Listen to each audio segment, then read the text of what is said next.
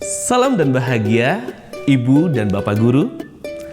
Dalam video kali ini, kita akan mulai membahas elemen pertama dari dimensi gotong royong, yaitu elemen kolaborasi. Elemen kolaborasi merupakan sebuah kemampuan kerjasama yang ditunjukkan dengan sikap positif, terampil, berkoordinasi, serta pandai berkomunikasi, sehingga tujuan gotong royong dapat tercapai dengan optimal. Bagaimana contoh pembelajarannya di setiap jenjang?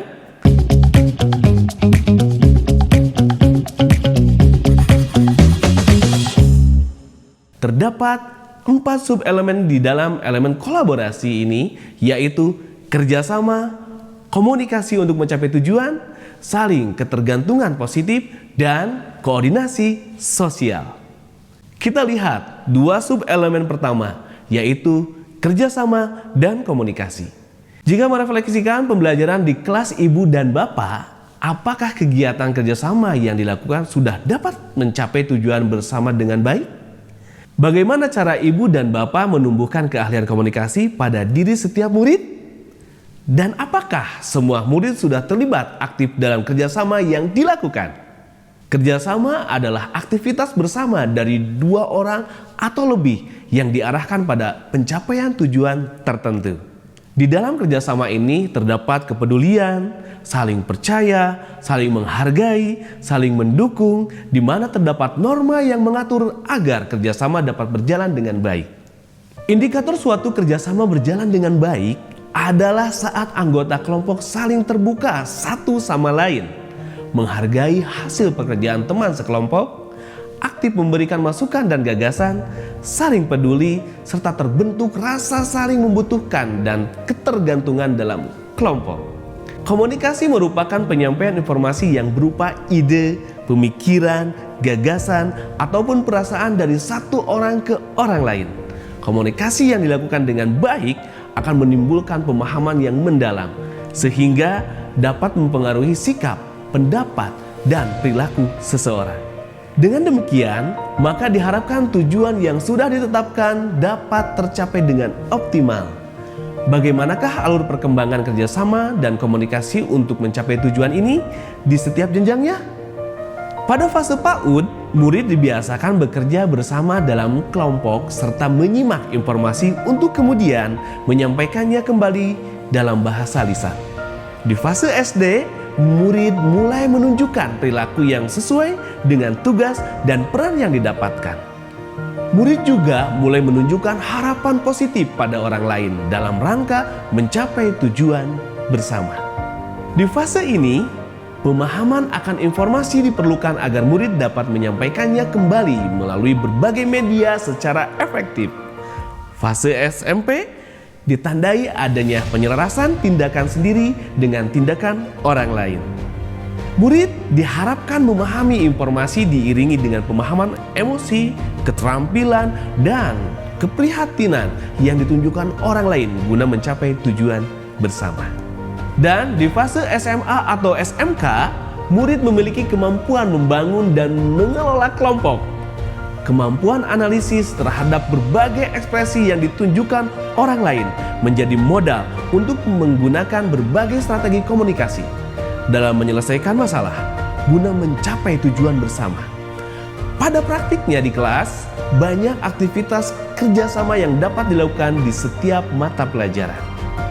Pada topik disiplin positif, Ibu dan Bapak Guru mempelajari mengenai keyakinan kelas sebagai pengganti peraturan kelas. Pembuatan keyakinan kelas di awal tahun dapat menguatkan sub-elemen ini. Dorong setiap murid untuk mengemukakan pemikirannya. Pastikan murid memahami tujuan dari dibuatnya keyakinan tersebut, sehingga kerjasama setiap anggota kelas sangat diperlukan agar tujuan dapat tercapai. Libatkan murid dalam menentukan tujuan dan proses belajar. Pelibatan murid juga bisa dilakukan dalam melakukan asesmen, umpan balik, refleksi, dan evaluasi, agar murid memahami hal-hal yang perlu diperbaiki atau ditingkatkan dalam kerjasama. Tentu saja, di dalam sebuah kerjasama, komunikasi menjadi hal yang sangat penting agar dapat mencapai tujuan yang diharapkan. Pembiasaan melakukan komunikasi terbuka dengan murid akan membantu mereka terbiasa mengekspresikan diri, memberikan respon yang positif, akan membantu menanamkan kepercayaan bahwa guru akan mendengarkan dan menghargai apapun pemikiran mereka. Kembangkan keaktifan komunikasi di kelas dengan menempatkan guru sebagai fasilitator. Ini dapat melatih murid untuk berpendapat, mengemukakan pengetahuan yang dimiliki, menganalisis suatu kondisi yang dihadapi, bahkan memberikan evaluasi dan solusi. Sekarang, mari kita beralih pada dua sub-elemen lainnya, yaitu ketergantungan positif dan koordinasi sosial. Apakah pembagian peran dalam kelompok sudah mempertimbangkan kelebihan dan kekurangan masing-masing? Apakah murid sudah dapat menyesuaikan tindakan dengan kelebihan dan kekurangan yang dimiliki? Bagaimanakah Bapak dan Ibu menyikapi jika ada murid yang kesulitan menjalankan perannya? Ketergantungan positif adalah hubungan yang saling membutuhkan antara sesama anggota kelompok. Kesadaran bahwa seseorang memerlukan orang lain akan mengarah pada koordinasi sosial di mana terdapat pembagian tugas dan peran yang disesuaikan kemampuan dan kapasitas masing-masing orang. Untuk memahami kemampuan dan kapasitas ini, pada dimensi mandiri terdapat elemen mengenal kemampuan diri. Pengembangan elemen ini akan membantu individu untuk dapat menempatkan diri pada sebuah peran di dalam sebuah kolaborasi. Lalu bagaimanakah alur kedua sub-elemen ini pada setiap fasenya? Pada fase PAUD, murid dapat mengenal kebutuhan diri sendiri dan kebutuhan orang lain yang sederhana serta dapat bermain menggunakan kesepakatan bersama. Di awal fase SD, murid membangun pemahaman bahwa mereka memerlukan orang lain dalam memenuhi kebutuhan dirinya. Ini akan membuat mereka melakukan aktivitas kelompok sesuai dengan kesepakatan. Dan jika ada yang tidak sesuai, maka mereka akan saling mengingatkan. Pada akhir fase SD, murid dapat menyelaraskan tindakannya dengan peran yang didapat. Murid juga menyadari bahwa peran setiap orang berbeda dan setiap orang akan saling membutuhkan satu sama lain. Hal ini membuat mereka dapat mempertimbangkan peran orang lain untuk mencapai tujuan bersama. Di fase SMP, murid mulai mendemonstrasikan kegiatan berkelompok dengan pembagian tugas dan peran secara mandiri. Dalam kegiatannya, mereka dapat menunjukkan bahwa saling membantu diperlukan dalam sebuah tim. Kemudian di fase SMA atau SMK, murid mulai saling membantu dalam pemenuhan kebutuhan individu dan kebutuhan kolektif.